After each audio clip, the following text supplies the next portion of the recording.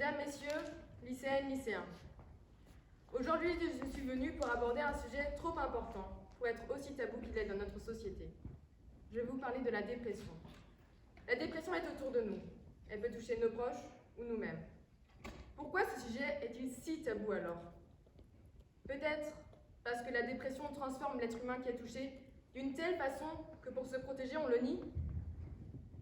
Peut-être parce qu'on a peur de voir cette transformation temporelle ou intemporelle, parce qu'on n'arrive plus à reconnaître l'âme qui vivait dans ce corps avant la maladie. Parce que oui, comme le disait Tahar Ben Jelloun, la dépression frappe au hasard, c'est une maladie, pas un état d'âme. Cette maladie est la cause de trop de morts. Le suicide est quand même la deuxième cause de mortalité chez les 15-24 ans, et on estime que près d'une personne sur 5 a souffert ou souffrira d'une dépression au cours de sa vie. Cette maladie est donc universelle et très commune. Mais pourtant, elle reste trop souvent soumise au code de notre société. Je vais donc dans un premier temps préciser ce qu'est la dépression, pour qu'on sache toutes et tous au mieux de quoi il s'agit.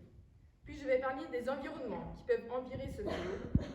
Et pour finir, comment une situation de crise, comme on la vit depuis 2 ans et demi, peut se répercuter sur notre morale. Tout d'abord, il faut savoir qu'il existe 9 symptômes majeurs dans la dépression, et n'oublions pas que seul un diagnostic médical peut affirmer la présence d'un trouble dépressif chez une personne.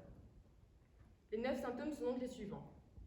L'humeur dépressive, la diminution de l'intérêt pour toute activité, l'évolution du poids, que ce soit des pertes ou des prises de poids, les troubles du sommeil, l'insomnie ou l'hypersomnie, l'évolution du comportement psychomoteur, la fatigue, le sentiment de dévalorisation, les troubles cognitifs et les idées noires, telles que les pensées au suicide.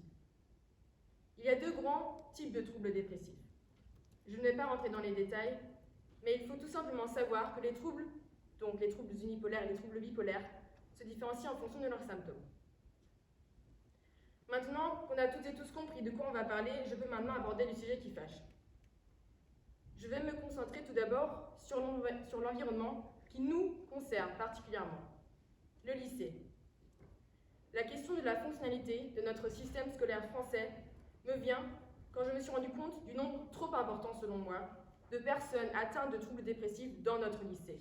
Et je ne parle bien évidemment que des personnes que je connais. Ma question est donc, est-ce que le système scolaire français ne serait pas néfaste pour notre santé mentale? Pour commencer, je vais vous poser une question simple. Est-ce vraiment normal pour vous qu'en série générale, nous ayons des semaines entre 27 et 39 heures de cours, soit environ le temps de travail d'un salarié en France, sans même compter le temps qu'on passe à faire nos devoirs? N'hésitez pas à faire signe de la tête si vous trouvez ça normal ou non de travailler autant pour des lycéens. Je vois pas mal de noms, donc nous sommes plutôt d'accord sur ce point. Surtout que nous, lycéens, sommes dans un passage très important de notre vie. On passe de l'adolescence à l'âge adulte. On apprend à se connaître. Mais est-ce que nous avons vraiment beaucoup de possibilités d'apprendre des choses en dehors de ce que nous apprenons au lycée? Oui, vous allez me dire peut-être dans les vacances. Oui, mais si nous ne nous y prenons pas sous nos révisions. Mais pendant les périodes de cours, réellement, je ne pense pas. Et il se trouve que nous empiétons déjà régulièrement sur notre temps de sommeil pour finir tel ou tel devoir. Et que cela va se répercuter sur notre morale pendant toute la journée, comme vous l'avez déjà sans doute toutes et tous vécu. Et comment une personne atteinte de troubles dépressifs peut s'en sortir dans ces conditions? Sans doute avec beaucoup de soutien, que ce soit amical, familial ou de la part du lycée. Mais ça reste une épreuve de géant, de surmonter la dépression dans ces conditions. Je ne suis pas venue pour me défouler sur le système scolaire, mais je voulais seulement montrer qu'il n'est pas forcément une aide pour les personnes dépressives. Bien au contraire, il peut probablement même faire partie des facteurs qui peuvent provoquer des dépressions, et ce constat est probablement le pire. Le pire à entendre, le pire à écouter, le pire à prendre en compte. Je pense qu'il serait donc temps de faire bouger les choses, de ne pas réformer le baccalauréat tous les ans, mais de réformer le système scolaire une bonne fois pour toutes, en le rendant plus sain et plus adapté à des lycéens. Bon, je pense que nous avons toutes et tous compris quels facteurs peuvent jouer sur la dépression dans cet environnement que nous connaissons. Mais l'angoisse, le stress, la dépression ne sont pas seulement liés à des environnements, mais aussi à des événements. Je pense que les situations de crise, telles que nous les subissons depuis 2 ans et demi, sont catastrophiques pour la santé mentale, pour des générations entières.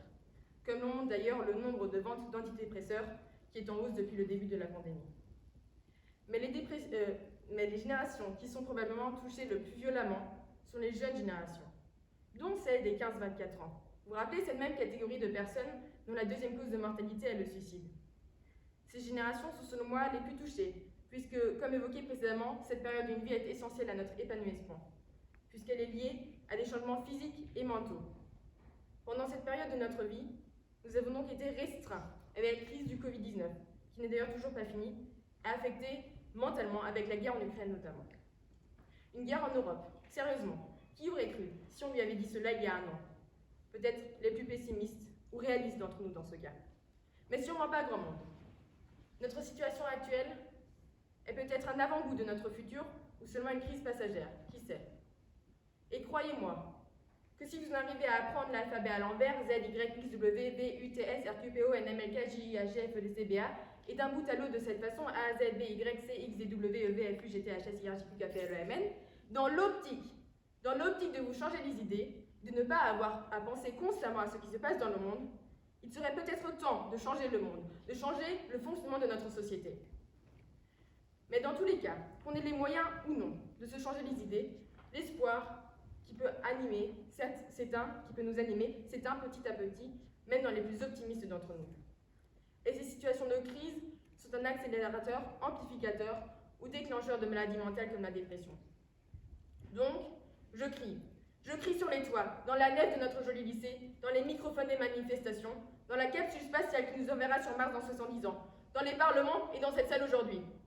Je crie pour la paix, contre la guerre, pour l'espoir, contre le désespoir. Je crie pour des bonnes conditions et un soutien aux personnes atteintes de troubles dépressifs. Je crie contre les tabous et la discrimination de ces mêmes personnes. Je crie tout simplement pour la bonté humaine. Merci.